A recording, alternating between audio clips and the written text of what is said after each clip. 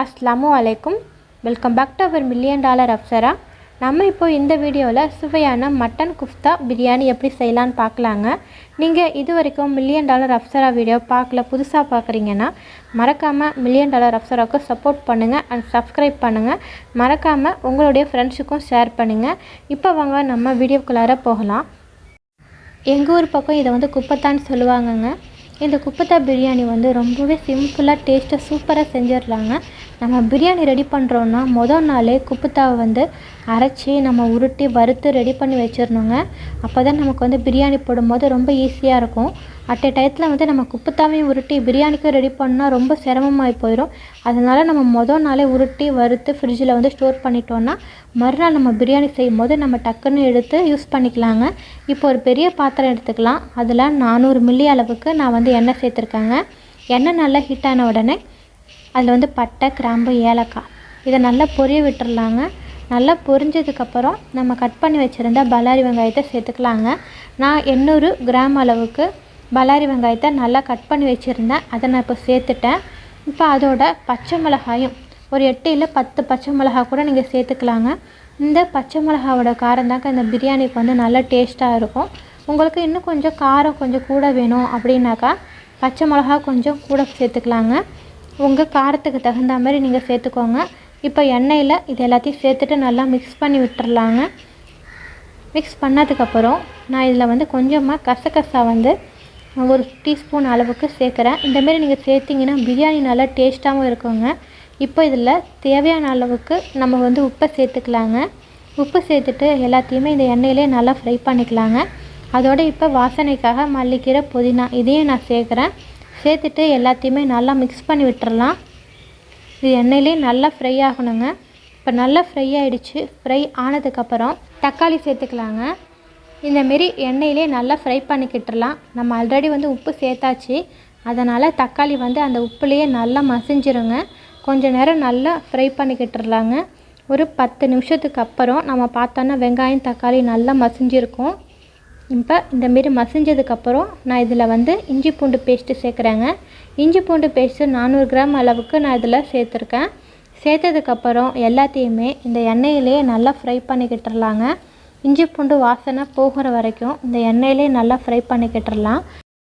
விறகடுப்பில் எரிக்கிறதுனால இஞ்சி பூண்டு சேர்த்ததுக்கப்புறம் நம்ம கைவிடாமல் வெங்காயம் தக்காளியோடய நல்லா ஃப்ரை பண்ணிக்கிட்டே இருக்கணுங்க. இந்தமாரி கைவிடாமல் ஃப்ரை ஆனால் தான் நமக்கு வந்து அடி வந்து பிடிக்காது. இந்த சமயத்தில் நம்ம வந்து தயிர் வந்து சேர்த்துக்கலாங்க. தயிர் வந்து 400 கிராம் அளவுக்கு நான் வந்து தயிர் வந்து சேர்த்துருக்கேங்க. தயிர் வந்து கொஞ்சம் தண்ணியாக இருந்துச்சு. அந்த தண்ணி அளவுக்கு நான் அரிசிக்கு தண்ணி அளப்பண்ணேன். தண்ணி அளந்து இதில் சேர்க்கும் போது இந்த தயிரோட தண்ணி அளவுக்கு நான் வந்து கொஞ்சம் கம்மி பண்ணிக்கிட்டேங்க. ஒரு 200 மில்லி அளவுக்கு தண்ணியை வந்து நான் கம்மி பண்ணிட்டு தாங்க அளந்து ஊற்றினேன். நான் அதை அளந்து ஊற்றும் போது எப்படின்னு சொல்கிறேன். இப்போ மசாலாவை சேர்த்துடலாங்க. 2 டேபிள் ஸ்பூன் அளவுக்கு மிளகாய்த்தூள் சேர்த்துட்டாங்க. அதோட 1 டேபிள் ஸ்பூன் அளவு வந்து வெள்ளை மிளகுத்தூள் வந்து சேர்த்துருக்காங்க. இந்தமாரி வெள்ளை மிளகுத்தூள் வந்து பிரியாணிக்கு சேர்த்தோம்னா நல்லா டேஸ்ட்டாக இருக்குங்க. அதோட பிரியாணி கரம் மசாலா 1½ டேபிள் ஸ்பூன் அளவுக்கு வந்து நான் இதில் சேர்த்துட்டேங்க. இந்த கரம் மசாலா வந்து வீட்டிலையே அரைச்சி ரெடி பண்ணதுங்க. ரொம்ப வாசனையாகவும் டேஸ்ட்டாக இருக்கும். எல்லாத்தையுமே நல்லா மிக்ஸ் பண்ணி விட்டுறலாங்க. அடிப்பிடிக்காமல் இருக்கணும். கொஞ்சம் நேரம் கழிச்சிட்டு பார்த்திங்கன்னா எண்ணெய் நல்லா பிரிஞ்சு வந்திருக்கும். இந்த சமயத்தில் நம்ம உருட்டி வறுத்து அரைச்சி வச்சுருந்த குஃப்தா வந்து இதில் சேர்த்துருக்காங்க.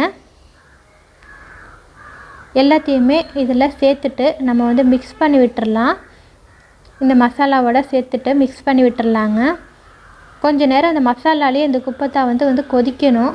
கொதிச்சாதான் உப்பு உரப்பு அந்த புளிப்பு எல்லாமே இந்த குஃப்தா வந்து நல்லா அப்சர்வ் பண்ணும். ஒரு 10 நிமிஷம் இதிலே இந்த மசாலாவோட கொதிச்சதுக்கப்புறமா நம்ம வந்து தண்ணி சேர்த்துக்கலாங்க. நான் ஜீரா சம்பா அரிசி வந்து 2 கிலோ அளவுக்கு சேர்க்க போகிறேன். 1க்கு 2 பங்கு தண்ணி வந்து சேர்க்கணுங்க. தயிர் வந்து கொஞ்சம் கூடுதலாக கொஞ்சம் தண்ணியாக இருந்ததுனால 200 மில்லி தண்ணியை நான் வந்து குறைச்சிட்டு தாங்க இதில் நான் சேர்த்துருக்கேன். நம்ம பிரியாணி ரெடி பண்ணும்போது கிரேவியில் கொஞ்சம் தண்ணி இருந்துச்சுன்னா அந்த தண்ணியோட அளவையும் நம்ம வந்து பிரியாணிக்கு தண்ணி அளப்போம்ல அதில் வந்து நம்ம சேர்த்துடணுங்க. அந்தமாரி சேர்த்தா தான் நமக்கு வந்து பிரியாணி அரிசி வந்து நம்ம குழையாமல் நல்லா தனித்தனியாக நல்லா சூப்பராக வருங்க. இப்போ வந்து இதில் வந்து 1.5 பழம் நான் வந்து எலுமிச்சம்பழம் புளிஞ்சு சேர்த்துட்டாங்க. புளிப்புக்கு தகுந்த மாதிரி சேர்த்துக்கலாங்க.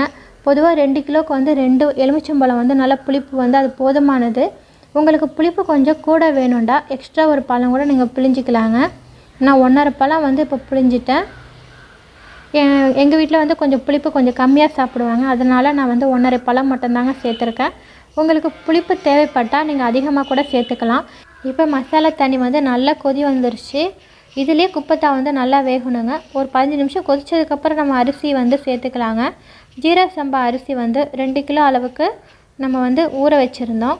அதை இப்போ நான் இதில் வந்து நல்லா வடிச்சிட்டு தண்ணி இல்லாமல் நான் இப்போ வந்து சேர்க்குறேங்க. சேர்த்துட்டு எல்லாத்தையுமே நல்லா மிக்ஸ் பண்ணி விட்டுக்கலாங்க. மிக்ஸ் பண்ணி விட்டுட்டு நல்லா கொதிக்க விடணும். இடைக்கு கிண்டுனா போதுங்க. அடிக்கடி கிண்டுனா சோறு வந்து உடஞ்சிரும். கொஞ்சமாக வெந்துக்கிட்டே இருக்கும்போது இந்தமாரி ஒரு பரட்டி போட்டுக்கலாங்க. இந்த சமயத்தில் உப்பு, உரப்பு, புளிப்பு எல்லாத்தையும் நம்ம செக் பண்ணிக்கலாங்க. எது கம்மியாக இருக்கோ அதுக்கு தகுந்த மாதிரி இப்போ சேர்த்துக்கலாங்க. இதில் கொஞ்சம் மசாலா கம்மியாக இருக்கிற மாதிரி தெரிஞ்சிச்சு. அதனால் நான் வந்து வீட்டிலே ரெடி பண்ணி வச்சுருந்த பிரியாணி கரம் மசாலா வந்து ஒரு 1/2 டேபிள் ஸ்பூன் மாதிரி லாஸ்ட்டாக வந்து சேர்த்துக்கிட்டேங்க. இதேமாரி நம்ம லாஸ்ட்டாக சேர்த்தோன்னா பிரியாணி நல்லா வாசனையாகவும் மணமாகவும் இருக்குங்க. லாஸ்ட்டாக மைல்டாக தாங்க சேர்க்கணும். இந்த வாசனையே வந்து பிரியாணிக்கு வந்து நல்ல டேஸ்ட்டும் சுவையும் கொடுக்குங்க. இந்தமாரி எல்லாத்தையுமே நல்லா மிக்ஸ் பண்ணி விட்டுறலாங்க.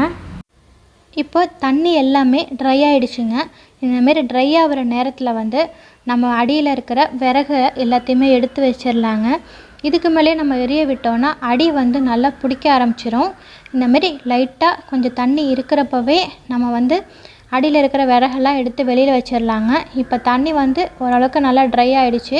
இந்த சமயத்தில் மேலே வந்து நம்ம நெய் சேர்த்துக்கலாங்க. 100 கிராம் அளவுக்கு நான் நெய் வந்து இதில் சேர்க்குறேங்க. சேர்த்துட்டு லைட்டாக ஒரு மிக்ஸ் பண்ணிக்கலாங்க.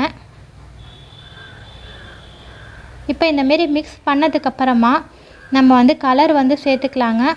கலர் பவுடரை வந்து பாலில் மிக்ஸ் பண்ணிவிட்டு நம்ம சேர்த்தோன்னா கலர் வந்து நல்லா மெயில்டாக இருக்குங்க. உங்களுக்கு வந்து கலர் வந்து நீங்கள் தேவைப்பட்டால் சேர்த்துக்கலாம். அப்படி இல்லைன்னா நீங்கள் வந்து ஸ்கிப் பண்ணிக்கோங்க.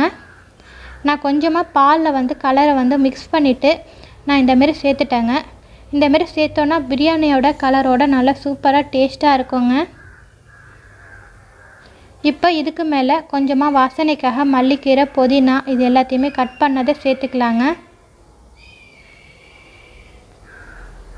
இப்போது எல்லா வேலையும் முடிஞ்சிருச்சுங்க. நம்ம லாஸ்ட்டாக வந்து தம் போடுற வேலை மட்டும்தாங்க பாக்கி. இப்போது இதுக்கு மேலே கரெக்டான ஒரு தகாரியை எடுத்து நம்ம மூடி வச்சிடலாங்க. மூடி வச்சுட்டு ஒரு 10 நிமிஷம் இந்த தம்முலேயே இருக்கட்டுங்க. 10 நிமிஷம் கழிச்சதுக்கப்புறமா நம்ம வந்து ஓப்பன் பண்ணி பார்க்கலாங்க. பார்த்தாக்கா இந்தமாரி நல்லா புழுங்கி இருக்குங்க. இப்போதைக்கு நம்ம வந்து ஒரு பரட்டிக்கலாங்க. அடிசோரை மேசோரா நல்லா பரட்டி எடுத்துக்கலாங்க. ஃபஸ்ட்டு ஓரத்தில் இருக்கிறதையா மேசோரை வந்து அடிசோராக பரட்டிக்கலாம். அடுத்து வந்து சென்டர்லேருந்து எல்லாத்தையுமே பரட்டி போட்டுக்கலாங்க. போட்டதுக்கப்புறம் திருப்பி ஒரு 10 நிமிஷம் வந்து நம்ம வந்து தம்மில் போட்டுடலாம். அப்போ வந்து மேசோரும் நல்லா புழுங்கி சூப்பராக ரெடி ஆயிருங்க. பாருங்கள், ஒன்றோடு ஒட்டாமல் கரெக்டான எண்ணெய் பதத்தோட சூப்பராக வந்திருக்கு இந்த பிரியாணி. இந்தமாரி உங்கள் வீட்டில் வந்து ட்ரை பண்ணி பாருங்கள். இன்ஷால்லா நான் வந்து குப்பத்தா எப்படி ரெடி பண்ணுறதுன்னு ஒரு வீடியோ வந்து நான் போஸ்ட் பண்ணுறேன். அந்த வீடியோவில் நீங்கள் எப்படின்னு பார்த்து தெரிஞ்சுக்கோங்க. உங்களுக்கு எதுவும் டவுட் இருந்துச்சுன்னா குப்பத்தா சேமியா பிரியாணி வீடியோ வந்து நான் ஆல்ரெடி போஸ்ட் பண்ணியிருக்கேங்க. அதில் வந்து குப்பத்தா எப்படி ரெடி பண்ணுறதுன்னு இருக்கும். நான் அதில் வந்து சிக்கன் குப்பத்தா ரெடி பண்ணியிருந்தேன்.